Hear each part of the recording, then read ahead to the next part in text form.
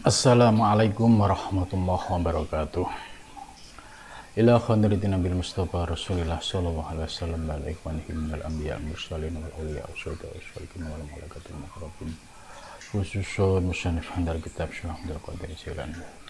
Wa khususun Syekh Rabi wa khususun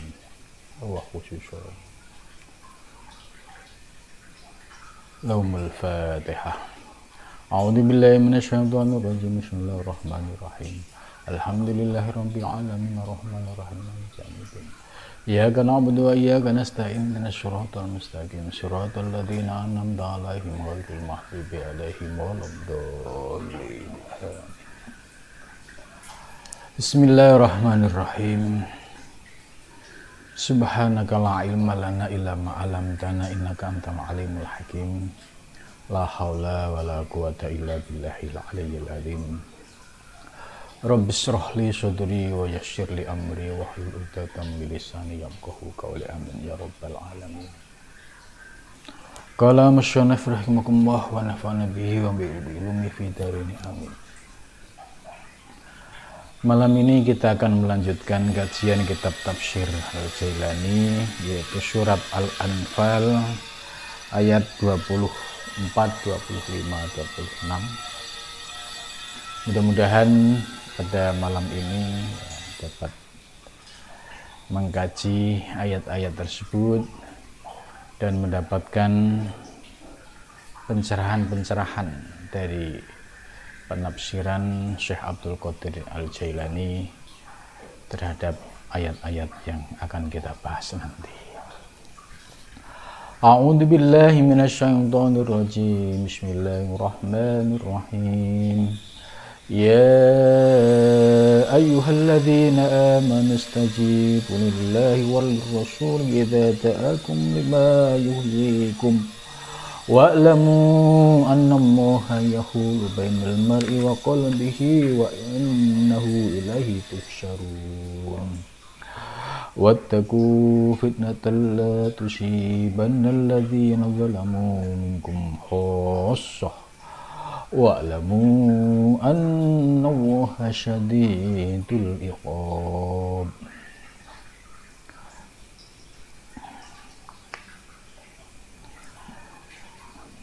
Dari pembahasan ayat demi ayat beberapa pertemuan, selalu khitobnya adalah alladzina amanu, ya ayyuhalladzina amanu. Sebelumnya juga sama, ya ayyuhalladzina amanu ati'ullah wa rasulah. Itu, wahai orang-orang yang beriman, taatlah kepada Allah dan Rasulnya, dan janganlah kamu berpaling darinya. Nah, kemudian malam ini, ya ayyuhalladzina amanu stajibu lillahi walir rasul. Ya. Ini lanjutan dari ayat sebelumnya. Ya ayyuhalladzina, wahai orang-orang amanu yang beriman, istajibu. Ya, istajibu itu artinya kalau dalam bahasa Jawa itu ngestoake, dawuh. Ya, kalau istajaba yastajibu itu memenuhi, ya, memenuhi atau mengabulkan. Istajibu mengikuti wajan istaf'ala, istajaba yastajibu. Istajibu, ya, laksanakanlah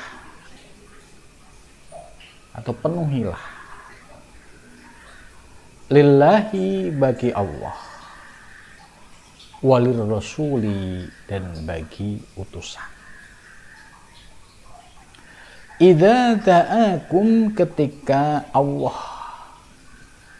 mengundangmu, ya, lima terhadap sesuatu, yuhyikum yang dapat menghidupkan siapa Allah, berhukum kepada kalian semua. Ya, ini ayat ini ya sederhana, kelihatannya pendek. Kalau diterjemahkan, wahai orang-orang yang beriman, ya penuhilah lillahi, bagi Allah, war rasul idza ta'akum. Jadi ketika kalian mendapatkan panggilan dari Allah dan Rasul, maka hendaklah kalian istajibu, kalian berangkat, kalian penuhi. Ya. Ini kalau ada panggilan dari Allah, ya, lillahi war rasul. Ya. Penjelasan Syekh Abdul Qadir Jailani di sini, ya ayyuhalladzina amanu ay muqtadu imanikum ijabatillah wa ijabatir rasulih. Itu maksudnya bahwa yang menjadi objek khitab dari ayat ini adalah orang-orang yang beriman untuk memenuhi panggilan Allah dan panggilan Rasul. Istajibu lillah, Syekh Abdul Qadir Jailani menjelaskan ai bi imtisali ma'muratihi, yaitu dengan memenuhi seluruh perintahnya, wa ahkamihi, dan mentaati hukum-hukumnya, wajtinabi nawahihi, dan menjauhi larangannya. Artinya, ya, kita sebagai orang yang beriman, ketika dipanggil oleh Allah, maka bergegaslah untuk memenuhi panggilan tersebut. Panggilan ini memiliki makna yang lebih luas, mulai terkait dengan ketaatan individual, yaitu menjalankan perintah Allah dan menjauhi larangannya. Ini juga bagian dari melaksanakan panggilan Allah. Kemudian panggilan yang lebih luas, yang memiliki makna lebih umum, yaitu panggilan untuk berdakwah, panggilan untuk berjihad di jalan Allah. Ya. Jadi konkretnya, ya, panggilan misalkan untuk memberikan, ya, pengajian di sebuah majelis taklim, memberi pengajian, ya, undangan-undangan dari masyarakat. Apakah langkah kita ini ringan, atau kita akan terbelenggu oleh iming-iming duniawi? Contoh misalkan, kalau saya mendatangi pengajian ini, ya, hitung-hitungan matematikanya, ini manfaat dan mandorotnya mulai diperhitungkan. Kalau mendatangi pengajian, nggak dapat apa-apa, tapi mendatangi ini nanti dapat apa-apa. Nah, ini sebagai salah satu godaan ketika kita mendapatkan panggilan dari Allah Subhanahu wa Ta'ala. Ya, panggilan-panggilan yang lain, contoh, ya, panggilan sholat, panggilan berjamaah, ya, hayya 'alas sholah, hayya 'alal falah, gitu. Apakah pada saat mendengar itu kita langsung meninggalkan kesibukan kita, atau kita masih menawar-nawar? Gitu. Jadi makna istajibu ini luas, ya. Termasuk kita ya berjuang demi kemaslahatan umat dan bangsa, ini juga menjadi bagian dari ya memenuhi panggilan Allah.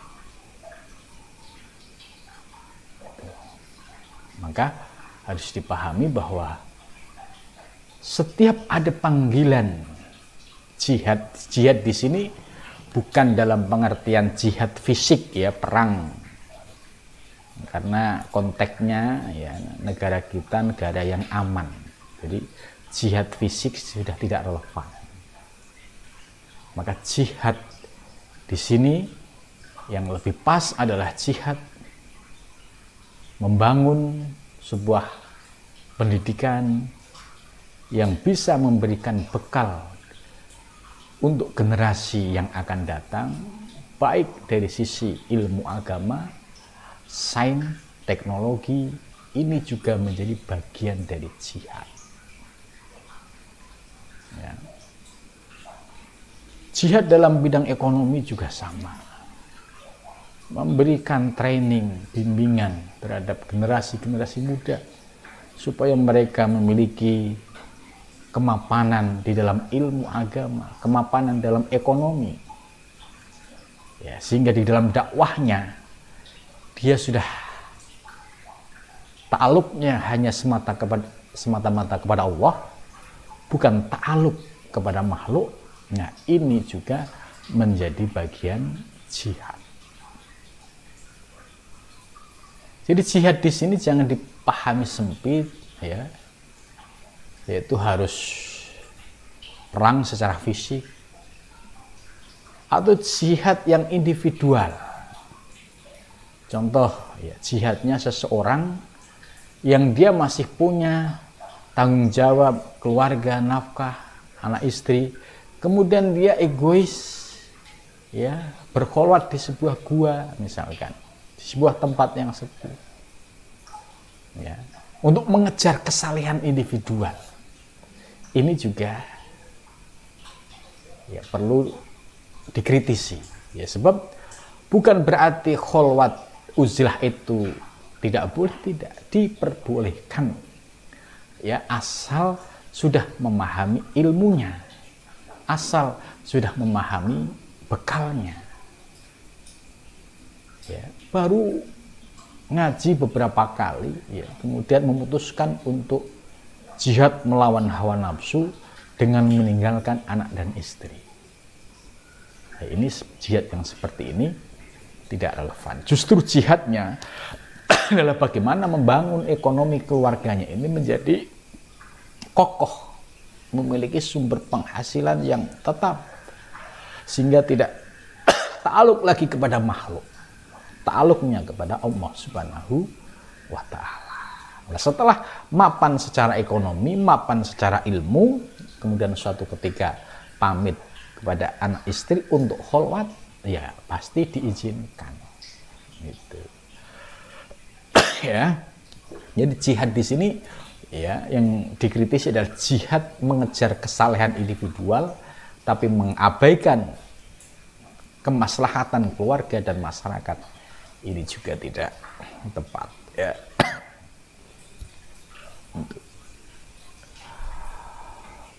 Wah, kemudian selanjutnya idza ta'akum, ya, ini Syekh Abdul Qadir Jailani menjelaskan wahdahu bi'tibari anna da'watar rasul hiya bi'ainiha da'watul haq.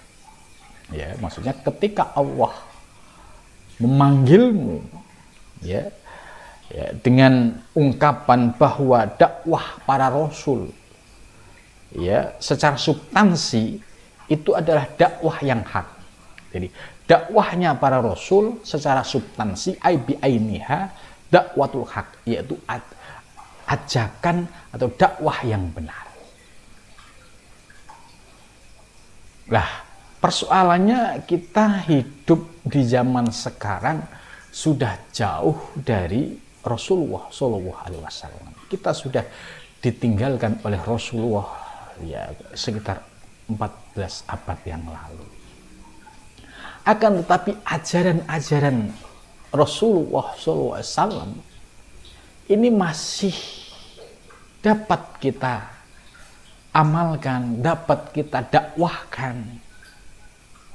Maka siapapun orangnya yang mampu mendakwahkan ajaran para rasul, ini sesungguhnya dia telah menyampaikan dakwatul haq, yaitu ajakan yang benar. Itu.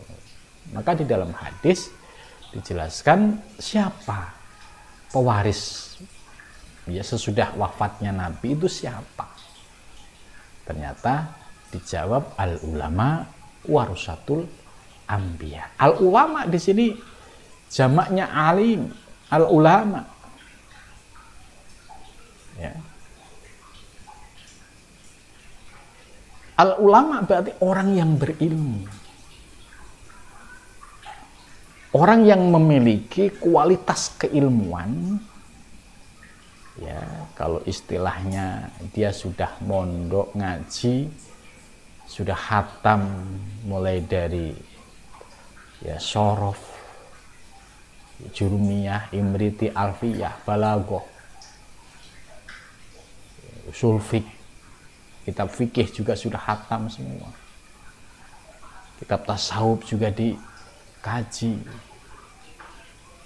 Nah, ketika dia sudah memiliki kemapanan di dalam ilmu, ya, dia menyampaikan apa yang disampaikan oleh Rasul, ya, ini berarti sama saja dia juga dakwatul haq, yaitu menyampaikan sebuah ajakan kebenaran. Namun demikian, ya, kalau kita ingin berada pada posisi warasatul anbiya, ya ikuti apa yang dijelaskan oleh Imam Ghazali di dalam kitab Ihya. Kalau kita ingin menjadi warasah al-anbiya, ya orientasi dakwah kita ini yang harus diluruskan. Ya harus mengikuti caranya Nabi. Dakwah ya semata-mata lillah. Dakwah semata-mata li'i'la'i kalimatillah. Jadi orientasinya adalah orientasi menyebarkan ilmu, intisharul ilmu. Ya. Jadi kepentingan-kepentingan duniawi ya itu terabaikan, tidak menjadi tujuan. Karena hatinya sudah dipenuhi dengan tanggung jawab ya sebagai seorang pendakwah yang harus menyampaikan kepada umat. Nah, namun demikian niat sebagai pendakwah pun harus ditata supaya lurus semata-mata karena Allah, semata-mata li'i'la'i kalimatillah. Baik dalam ruang yang terbatas maupun di dalam ruang yang terbuka. Ya, di zaman sekarang sudah sarana dakwah sudah mengalami pergeseran. Maka dakwah yang sifatnya terbuka pun ini satu keniscayaan, ya, tidak bisa seperti tempo dulu. Gitu.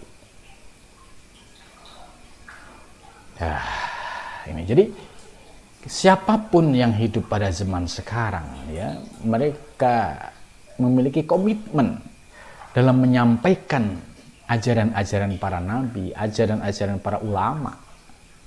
Ya, jadi para ulama ini juga merujuk pada ajaran Nabi.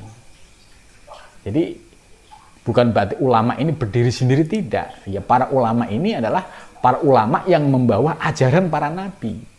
Gitu. Maka siapapun dia, selama niatnya lurus, selama niatnya untuk li'i kalimatillah, maka dia termasuk dakwatul haq, yaitu menyampaikan ajaran kebenaran. Ya, terutama di zaman sekarang ini. Ya, memang dakwah di zaman modern ya banyak tantangannya. Terutama bagaimana menjaga niat. Ya, menjaga niat ini ya penting, sebab ini pondasi.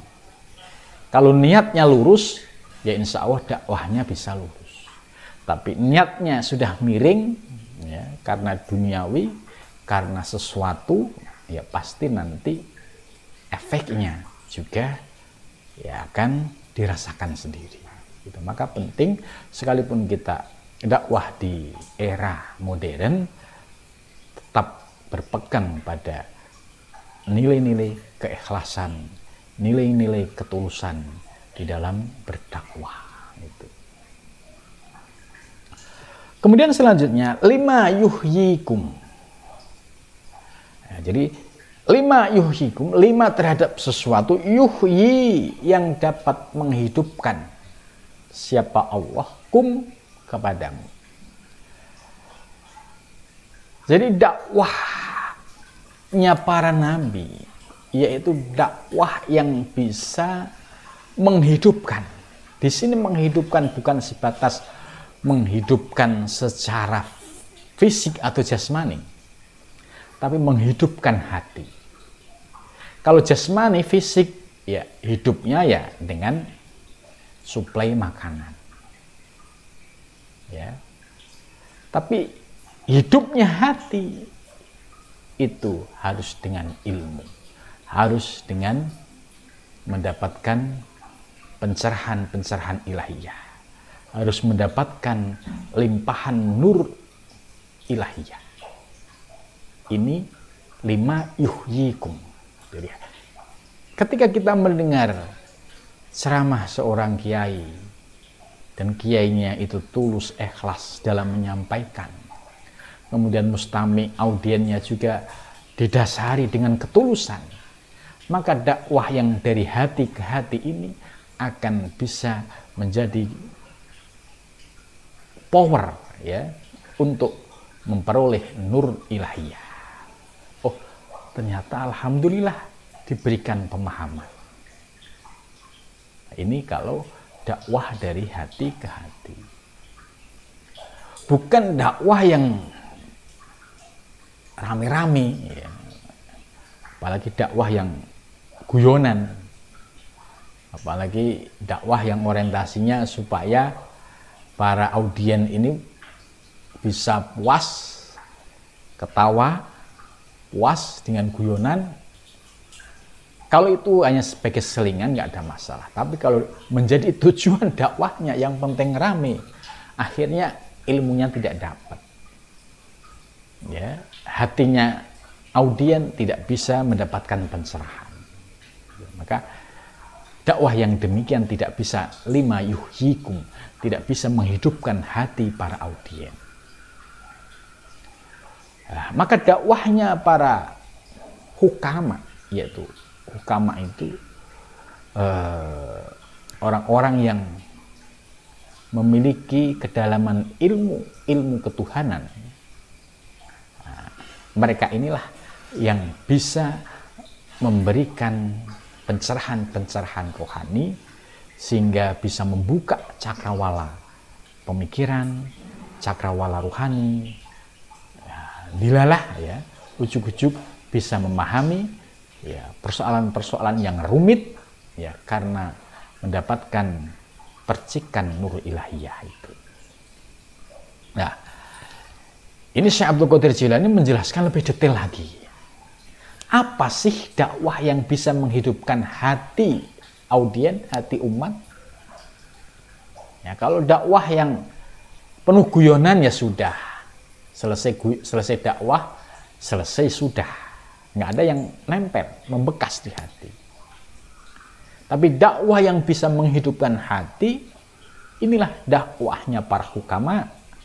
Nah, Syekh Abdul Qadir Jalil menjelaskan minal ulumid diniyah, yaitu dakwah tentang ilmu-ilmu agama, wal ma'arif, dan ilmu-ilmu kema'rifahan. Ma'arif jamaknya ma'rifah. Ya. Jadi dakwah tentang ilmu-ilmu kema'rifan inilah yang juga dapat menghidupkan hati.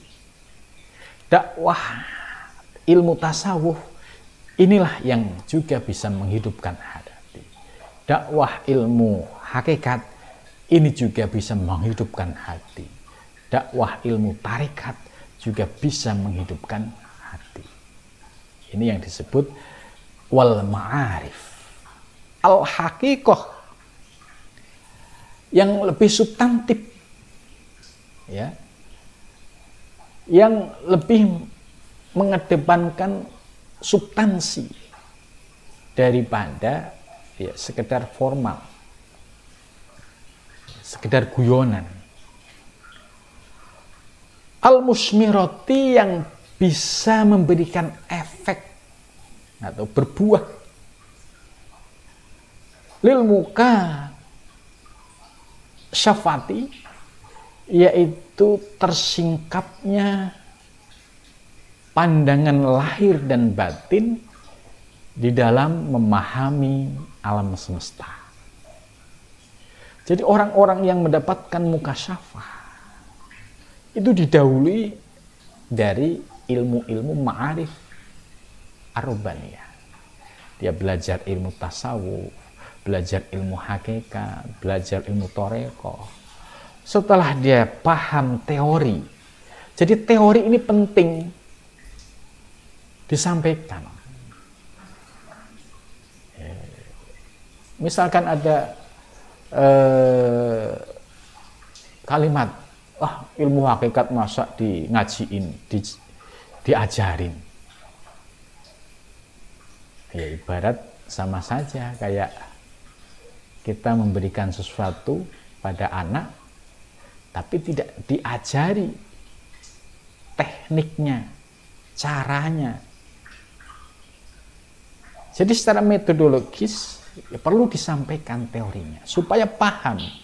Kalau soal merasakan ini urusan individu. Tapi secara teori harus disampaikan. Secara ilmu harus disampaikan. Maka ada kualitas dari ilmu yakin naik ke ainul yakin sampai ke ainul hakim. Ilmu yakin ini harus tuntas dulu. Bagaimana mau bicara tentang nasi uduk contoh, tapi nggak ngerti teknik pembuatannya, bahan-bahannya apa saja, gitu kan. Terus pokoknya nasi uduk yang begini, gitu. Gimana cara ngolahnya? Nggak diajarin. Disuruh nyoba, ya pasti kalang kabut. Nah itu. Jadi secara teori ilmu tasawuf, ilmu makrifah, ilmu hakikat, ilmu thariqah secara teori perlu disampaikan, perlu diajarkan supaya paham konstruksinya itu ngerti. Nah, setelah paham konstruksi ilmunya, ini yang disebut sampai dia paham betul secara ainul yakin, maka setelah itu dirasakan, dinikmati secara personal, mulailah semakin yakin. Nah ini namanya naik masuk ke wilayah ainul yakin. Setelah ainul yakin menikmati, kemudian Allah menguji dengan berbagai macam ujian dan cobaan, tapi dia tetap kekeh, kokoh. Ya, berpegang pada prinsip-prinsip tersebut dan tidak bergeser sedikit pun, barulah mencapai pada hakul yakin. Gitu. Nah, jadi jangan sampai masa ilmu tasawuf diajarin, ilmu hakikat diajarin. Secara teori ilmu wajib untuk dijelaskan teoritisnya. Soal pengamalan ya terserah. Ya, sama kayak kita mau ngasih resep nasi misalkan gudeg Jogja. Kalau misalkan ada yang tanya bagaimana cara bikin nasi gudeg, ya sudah begitu, lihat aja itu. Nah, orang yang nggak pernah tahu, ya pasti bingung mikirnya. Tapi kalau secara teori dijelaskan, oh iya nasi gudeg ini bahannya dari ini, dari ini, dari ini. Proses pembuatannya begini, begini, begini. Setelah proses pembuatannya benar, nanti menghasilkan rasa begini. Toh terkadang dari teori yang sama, praktek yang sama, kualitas rasa setiap orang pun bisa beda. Jadi ini perumpamaan praktek ilmu-ilmu tasawuf hakikat itu seperti ini. Perlu ada penjelasan teoritis. Bahan-bahannya apa? Cara mengolahnya bagaimana? Cara prakteknya bagaimana? Setelah tahu semua, kemudian dipraktekkan, dirasakan, oh ini toh. Jadi semakin tambah yakin, semakin tambah kokoh, semakin tidak ragu lagi. Nah inilah yang disebut proses dari ilmu yakin, ainul yakin sampai hakul yakin. Ya, gitu. Jadi ngaji itu penting. Gitu. Jangan gampangin. Ya, kalau gampangin, ini sudah terkena ujub. Ujub selangkah lagi takabur, sombong. Ah ngaji apaan itu? Akhirnya merendahkan. Ini sudah penyakitnya iblis. Ah, ya merendahkan lagi. Ah apaan? Ngapain sih dia? Nah, ini di sini tipis. Kalau sudah ujub, takabur, ini iblis semua yang bermain. Nah, di sini apa problemnya di sini? Ya, maka kalau orang yang batiniahnya ya itu kompatibel ya dengan ilmu tasawuf, ilmu hakikat, ini justru bisa menjadikan dirinya semakin tawadhu. Tapi kalau ilmunya masuk di akal, batiniahnya nggak kompatibel, tadi munculnya ujub. Ujub merasa dirinya hebat. Ah, Ustadz itu nggak ada apa-apanya sama saya. Ustadz itu kalau masih hebatan saya. Gitu. Ini ujub. Kemudian takabur, merendahkan. Apa kamu? Gitu kan? Apa itu? Ini. Karena apa? Ilmu masuk, tapi rohaniahnya nggak kompatibel. Akhirnya muncul tadi, ya iblis, sombong, keakuan yang muncul. Padahal hakikat ilmu ketika sudah masuk, khususnya ilmu-ilmu batinnya, ketika sudah masuk melalui akal, dipahami, direnungi, diresapi, masuk ke dalam hati, dirasakan, dinikmati, akhirnya menjadi pribadi yang tawadhu. Ya, merasa tidak bisa apa-apa. Jadi dia bisa merendah serendah-rendahnya. Dihina dia tidak bakalan merasa hina. Dicaci maki tidak bakalan merasa hina. Ini kalau sudah ilmu masuk kemudian merembes ke dalam hati, kemudian muncullah sifat akhlakul karimah. Ya bisa rendah hati itu tadi. Itu jangan sampai ilmu tadi ya masuk ke akal, kemudian hatinya masih dipenuhi dengan keangkuhan, kesombongan. Akhirnya ilmu ini menjadi bara api gitu ya, yang membakar dirinya. Karena tidak bisa memberikan ketentraman hati, bisa menjadi orang yang tawadhu gitu. Justru semua orang disalahin, merasa dirinya yang paling hebat. Ini sesungguhnya sifat iblis yang pernah menyampaikan ana khairun minhu, aku lebih baik daripada dia. Nah, ini penyakit-penyakit seperti ini ya di dunia tasawuf ini sangat diperhatikan, sangat diwaspadai. Itu. Maka kalau masih muncul ujub takabur, ini sangat riskan. Perlu bertaubat, perlu mohon ampun kepada Allah. Ini kenapa ilmu sudah masuk tapi ujub takabur masih dominan. Sesungguhnya kan ilmu masuk, bisa diresapi, bisa dihayati, muncul sikap tawadhu dan akhlakul karimah. Gitu. Jadi kalau sampai ada ilmu masuk kok masih muncul sifat-sifat negatif, ujub, takabur, pertanda bahwa di dalam diri kita masih ada masalah yang perlu diselesaikan.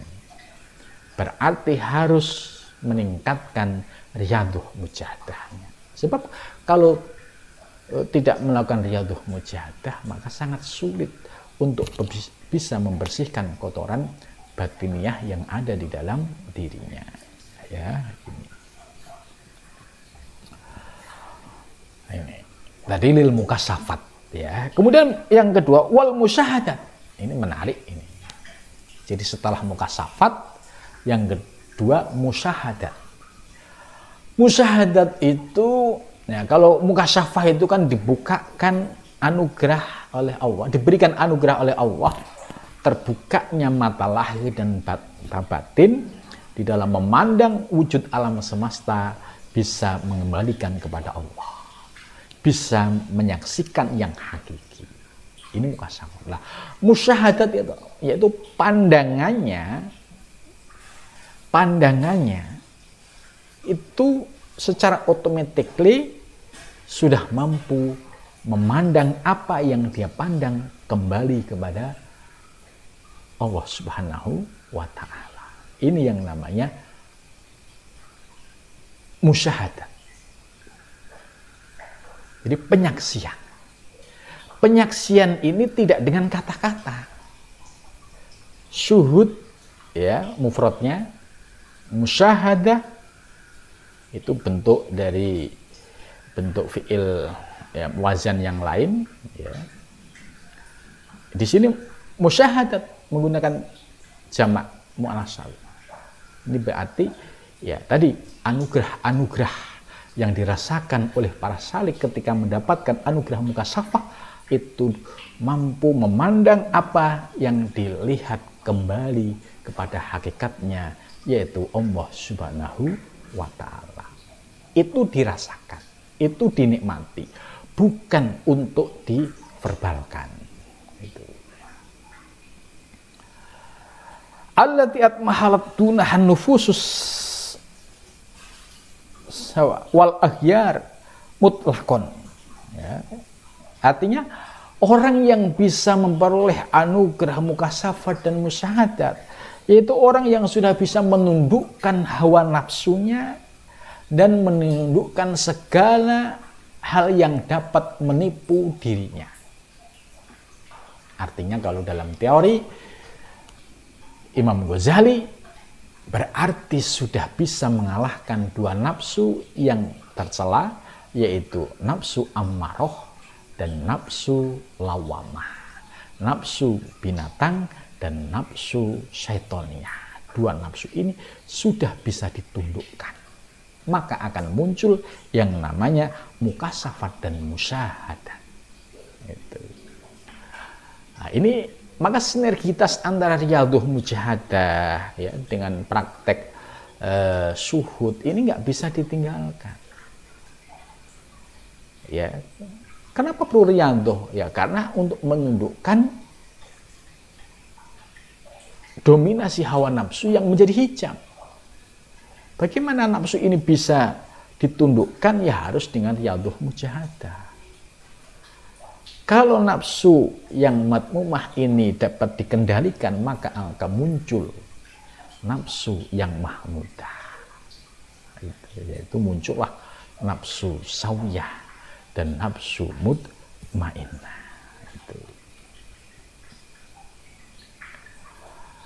Nah, ini penjelasan dari Syekh Abdul Qadir Jailani cukup mendalam sekali, ya.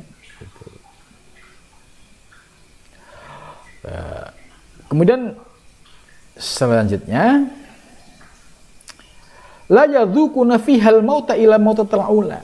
Mereka tidak dapat merasakan, ya, di dalamnya, yaitu kematian, kecuali mati yang pertama. Nah, ini apa yang dimaksud mautatil ula? Yaitu mati hawa nafsunya, kan? Mutu anfusakum qabla an tamutu, matikan hawa nafsumu sebelum kamu mati. Artinya hawa nafsu inilah yang harus dimatikan dulu, bukan mati dulu secara fisik, bukan itu. Seperti pemahaman murid-murid Syekh Siti Jenar kan mati secara fisik, ya.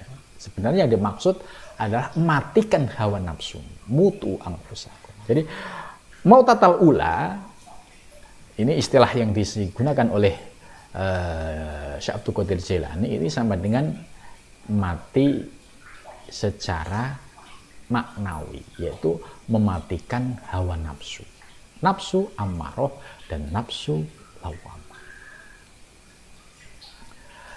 Kalau sudah bisa melepaskan diri dari sifat-sifat basyariah, kemakhlukan tadi, ya, dan bisa melepas dari ikatan dominasi atau potensi nafsu al-bahimiyah ini, wa muqtadiyatil quwa al-bahimiyah, itu bisa melepaskan diri dari potensi nafsu bahimiyah, yaitu tadi sudah disebutkan nafsu ammarah. Wala budda an takuna ijabatukum wa qaulukum ala wajhil khulus wa taslim. Maka kalau kita sudah bisa menundukkan nafsu ammarah dan nafsu lawamah, nafsu bahimiyah, yaitu nafsu kebinatangan dan nafsu setoniyah, maka yang akan terjadi yaitu kamu akan menjadi pribadi yang mudah untuk hadir, mudah untuk mendatangi ajakan-ajakan dakwah, dan bahkan kalimat yang keluar dari lisanmu, qaulukum, itu selalu didasari dengan ala wajhil khulus, didasari dengan kebeningan, kebersihan, wat taslim, dan didasari dengan kepasrahan kepada Allah Subhanahu wa ta'ala. Jadi artinya lawan musuh nyata yang ada di dalam diri kita, yaitu nafsu ammarah dan nafsu lawamah. Kalau dua nafsu ini masih mendominasi kita, maka akan menjadi hijab dan sulit kita untuk memperoleh mukasyafah dan musyahadah. Maka ya, seorang salik yang menuju Allah itu harus riyadhah musyahadah, menundukkan dua nafsu. Bisa dengan puasa Senin Kemis, bisa dengan cara lain, yaitu ngerawat, bisa dengan istiqomah, zikir, kaifiat riyadhah musyahadah. Ini akan membantu untuk menundukkan nafsu ammarah, dan selama dua nafsu belum ditundukkan, sulit untuk bisa memperoleh anugerah mukasyafah dan musyahadah. Ini penjelasan Syekh Abdul Qadir Al-Jailani. Maka kalau sudah bersih dari dua nafsu tadi, ya, langkah kita ringan. Berjuang di jalan Allah itu ringan. Niat hatinya bersih semata-mata karena Allah. Tidak terpesona dengan sesuatu duniawi, tidak terpesona dengan iming-iming duniawi. Karena hatinya sudah bersih dan penyandaran kepada Allah itu sudah totalitas. Ini yang disebut ala wajhil khulus wat taslim. Jadi ini buahnya. Kalau hatinya sudah bersih, otomatis ya dia ikhlas, itu sudah otomatis. Kalau nafsunya masih dominan, mau ikhlas berat. Karena apa? Amarah dan lawamah masih mendominasi diri kita, sehingga sulit untuk ikhlas. Ikhlas itu sifat daripada nafsu sawiyah, nafsu malaikat. Gitu. Nah, karena itu kita bisa melihat ke dalam diri kita, melihat cermin, kira-kira itu posisi saya itu masih di mana? Apakah masih digulung oleh amarah dan lawamah, ataukah sudah bisa menundukkan, ataukah posisi sedang berjuang. Kalau posisi sedang berjuang ya kalah menang, menang kalah itu sudah biasa. Tapi dia tidak pernah berhenti. Dia istiqomah.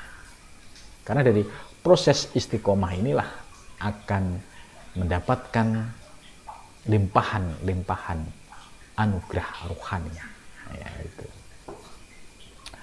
Ayat selanjutnya, wa'lamu, ya, dan ketahuilah, annallaha, sesungguhnya Allah, yahulu, itu menutup, bainal mar'i, antara seseorang, wa qalbihi, dan hatinya. Nah, ini menarik.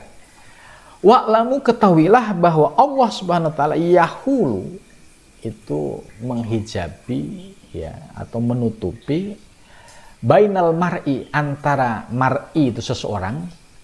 Nah, di sini kata al mar'i, ya, dijelaskan oleh Syekh Abdul Qadir Jilani, al musakhkhas bil huwiyah as-sahsiyah al muta'ayyin bit ta'ayyin al adli, yaitu orang yang masih didominasi oleh keakuan. Orang itu kalau keakuannya masih tinggi, ya itu sulit untuk bisa menyandarkan diri kepada Allah. Ya, dia bisa merasa hebat. Ya, jadi merasa hebatnya ini yang menyebabkan ananiyahnya semakin dominan. Ya, kalau tidak bisa menundukkan ananiyah, keakuan ini, ya sulit. Ya, ini semua gara-gara aku. Ini aku, gitu kan. Jadi tidak bisa menyandarkan itu siapa? Allah. Ini Allah. Kan kamu tidak, aku tidak punya daya kekuatan apa-apa. Hakikatnya Allah. Ini kalau hatinya sudah bisa melepaskan diri dari anania. Tapi kalau orang yang belum, pengennya tampil seolah-olah semua itu karena saya, gitu. Tanpa saya, ya tidak akan bisa. Nah, ini sudah menuhankan dirinya. Padahal dia sendiri ini tidak punya daya dan kekuatan. Yang menyebabkan dia merasa hebat tadi, ini hanya imajinasi aja. Merasa hebat.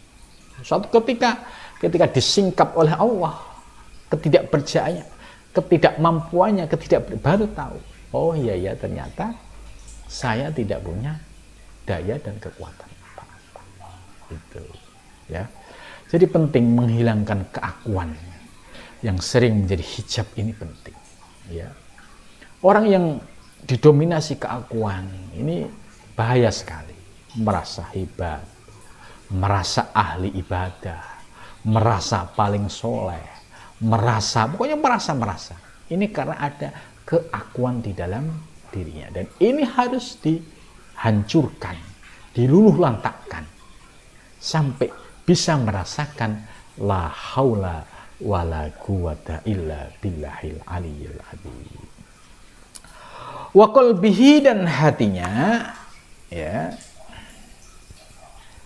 Jadi hatinya di sini alladzi yasau fihi al-haq al-munazzah. Hati yang mampu menampung yaitu segala kebenaran yang al-munazzah, yang bersih, yang suci, ya. Baik, artinya ya mendapatkan pemahaman soal tauhid yang mukasyafah, ya. Sehingga terlepas dari hijab atau tirai-tirai, ya, yang menutupi antara dirinya dan hatinya. Sebab kalau ada orang masih terhijab, ya, pandangannya masih ada tirai, lam yasum raihatal mahabbah, maka dia sulit untuk bisa merasakan, mencium aroma mahabbah, kecintaan. Bagaimana mau muncul mahabbah kepada Allah kalau pandangannya masih terhijab? Maka harus dibersihkan hijab-hijab dan tirai-tirai yang menutupi akal kita, yang mengotori hati kita, jiwa kita, ini harus dibersihkan. Maka ketika sudah bersih, maka akan muncullah mahabbah, muncullah asau, kerinduan. Nah, ini dampak dari kita riyadhah mujahadah, menundukkan hawa nafsu. Setelah hawa nafsu lambat laun bisa ditundukkan, maka muncullah benih-benih mahabbah, benih-benih kerinduan, baik kerinduan di dalam ibadah ya, maupun kerinduan di dalam memandang semesta gitu. Karena kalau kerinduan memandang semesta karena sudah memahami hakikat yang hakiki, disitulah muncul mahabbah, muncul sauk ya, kerinduan yang mendalam.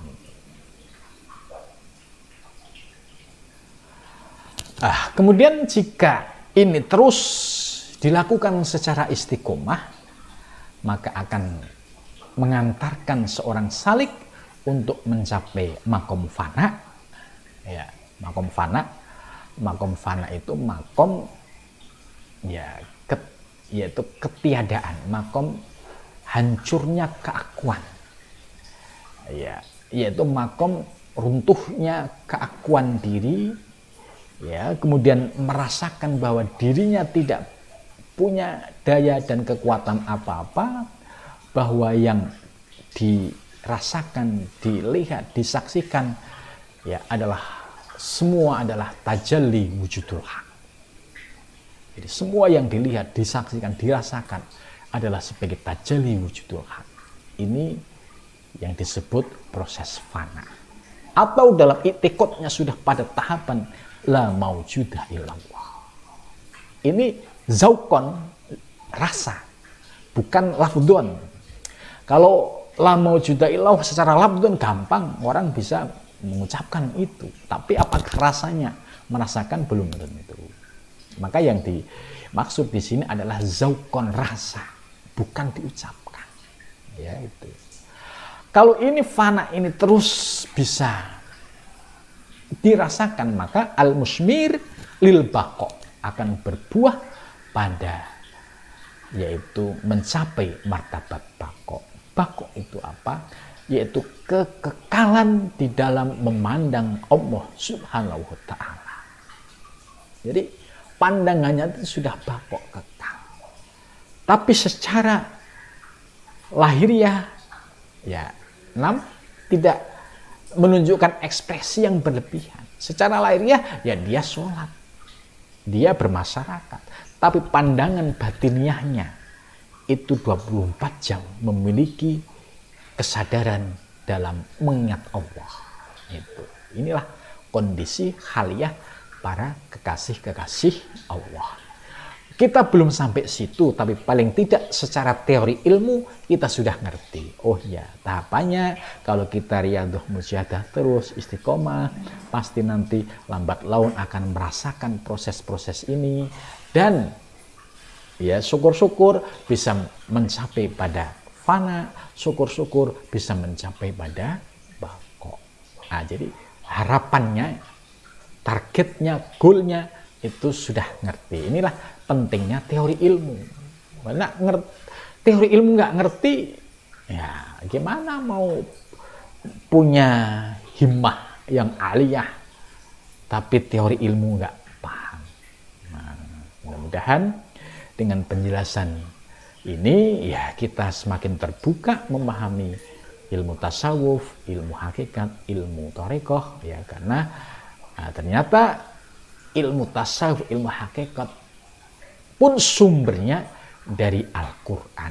Ya, sebagaimana penafsiran Syekh Abdul Qadir Jailani begitu dahsyat di dalam menafsirkan ayat-ayat Al-Quran dari aspek sufistik. Ya, mudah-mudahan kita mendapatkan pencerahan dari penafsiran ini, dapat kita amalkan, dapat kita rasakan dalam kehidupan sehari-hari. Ya, terima kasih, mudah-mudahan bermanfaat.